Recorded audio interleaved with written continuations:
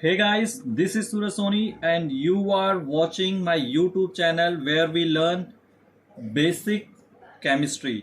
तो दोस्तों आज के इस सेशन में हम डिस्कस करने वाले हैं न्यूमेरिकल्स जो कि टोटली बेस्ड है एवरेज एटॉमिक मास कंसेप्ट पे।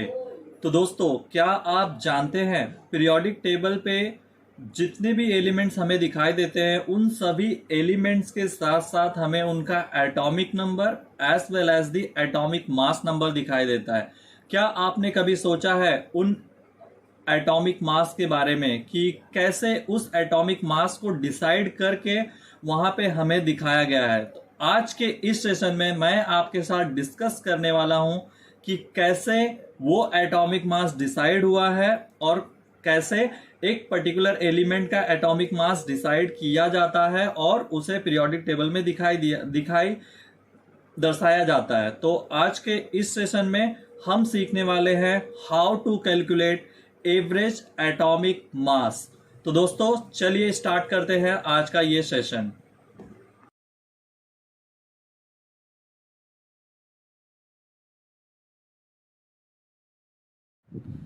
तो दोस्तों जैसा कि आप स्क्रीन पे देख पा रहे हो, class 11 some basic concepts of chemistry chapter से हम लोग एवरेज एटॉमिक मास कंसेप्ट पे बेस्ड जो न्यूमेरिकल है वो सॉल्व करने वाले हैं और ये समझने वाले हैं कि पीरियोडिक टेबल में जो 118 एलिमेंट्स दिए गए हैं उन सभी एलिमेंट्स का एटॉमिक मास कैसे डिसाइड किया जाता है और कैसे पीरियोडिक टेबल में हमें दिखाया जाता है। इन शॉर्ट मैं कहूँ तो आज हम सीखने वाले हैं कि एवरेज एटॉमिक मास कैसे कैलकुलेट करते हैं। तो चलिए फटाफट से एक एग्जाम्पल से हम लोग ये सीख लेते हैं। तो यहाँ पे क्वेश्चन हमें दिया है calculate the average atomic mass of neon using the following data. तो दोस्तों यहाँ पे हमें दिखाई दे रहा है एक डेटा दिया हुआ है, आइसोटोप्स के नाम दिए हुए हैं यहाँ पे और उनके एटॉमिक मासेस दिए हुए हैं और उनका नेचुरल अबंडेंस दिया हुआ है। चलिए इसे हम लोग थोड़ा डिटेल में समझ लेते हैं। तो नेचर में जो एलिमेंट्स पाया जाता है, फॉर एग्जांपल यहाँ पे नियॉन की बात हम कर रहे हैं, तो नेचर में जो एक पर्टिकुलर एलिमेंट पाया जाता है वो उनके आइसोटोप्स के मिक्सचर के फॉर्म में पाया जाता है। यहाँ पे आइसोटोप के मिक्सचर्स का मतलब है एक ही एलिमेंट अलग अलग एटॉमिक मासेस के साथ नेचर में पाया जाता है। यहाँ पे एग्जांपल के तौर पे हम लोग नियॉन ले लेते हैं। तो नियॉन जो है वो नेचर में 3 डिफरेंट आइसोटोप्स के फॉर्म में पाया जाता है। एक नियॉन ऐसा होता है जिसका एटॉमिक मास 20 होता है, दूसरा नियॉन ऐसा है जिसका एटॉमिक मास 21 है और तीसरा नियॉन जिसका एटॉमिक मास 22 है। तो ये 3 different isotopes of neons are available in nature. तो ये तीनों नियॉन जो है नेचर में अवेलेबल है, डिफरेंट मासेस के नियॉन के आइसोटोप्स नेचर में अवेलेबल है। अभी यहाँ पे एटॉमिक मासेस दिया हुआ है, यहाँ पे हमें राउंड ऑफ करके यहाँ पे 20 दिखाई दे रहा है, लेकिन रियल जो एटॉमिक मास है वो 19.9924 यूनिफाइड एटॉमिक मास नंबर या फिर डाल्टन हम कह सकते हैं, ये दिया हुआ है। तो दोस्तों how to calculate atomic mass ये मैंने अपने पिछले वीडियो में सिखाया है, तो अगर आपने वो नहीं देखा है तो लिंक आपको डिस्क्रिप्शन बॉक्स में मिल जाएगा, आप जाके वहां से सीख सकते हैं कि how to calculate atomic mass. If we have given atomic mass in grams then how we will calculate it in unified atomic mass number और वाइस वर्सा। तो दोस्तों यहाँ पे नियॉन का जो एटॉमिक मास 21 वाला नियॉन का जो आइसोटोप है उसका एटॉमिक मास जो है वो 20.9940 यूनिफाइड एटॉमिक मास है और उसके साथ ही 22 नियॉन का जो एटॉमिक मास है वो 21.9914 डाल्टन है। तो यहाँ पे हम लोग अगर बात करें नेचुरल अबंडेंस की, मतलब कि नेचुरल अबंडेंस का मतलब है कि नेचर में कितना परसेंट नियॉन ऐसा है जिसका एटॉमिक मास 20 है।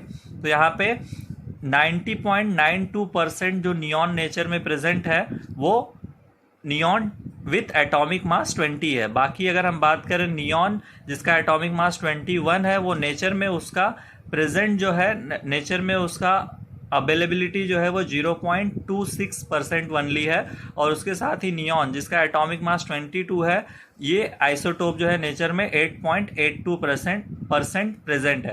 तो यहाँ पे हमें कैलकुलेट करना है एवरेज एटॉमिक मास जिसको हम लोग कह सके कि ये नियॉन का एटॉमिक मास है।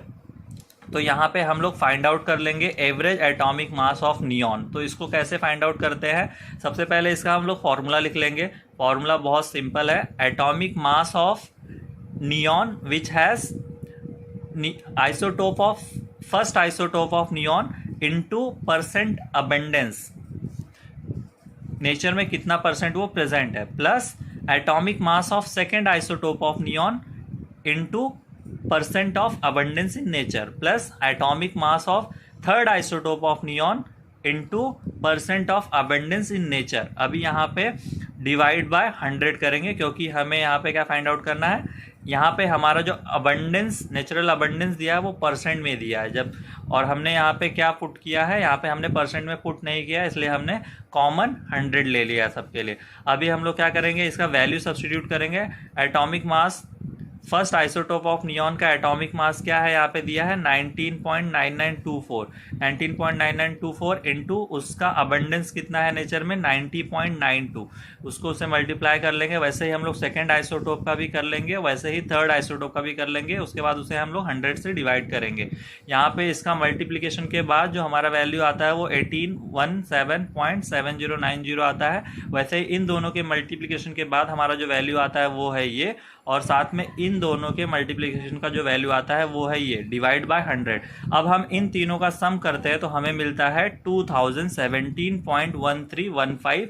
उसको अगर हम लोग 100 से डिवाइड करते हैं तो हमें मिलता है 20.1713, which is almost equals to 20.2 unified atomic mass और डाल्टन। तो यहाँ पे जब हम लोग देखते हैं पीरियोडिक टेबल में तो हमें नियॉन का जो एटॉमिक मास है वो 20 दिखाया हुआ होता है उस एलिमेंट के ऊपर। तो दोस्तों इस तरह से डिसाइड करते हैं किसी भी एलिमेंट का एटॉमिक मास। तो दोस्तों आज हमने सीखा कि किसी भी एलिमेंट का अगर हमें आइसोटोप्स दिया हुआ है तो उन आइसोटोप्स के हेल्प से कैसे हम लोग उसका एवरेज एटॉमिक मास कैलकुलेट कर सकते हैं। तो thank you very much friends for watching this video till and. Thanks again, keep watching, keep learning.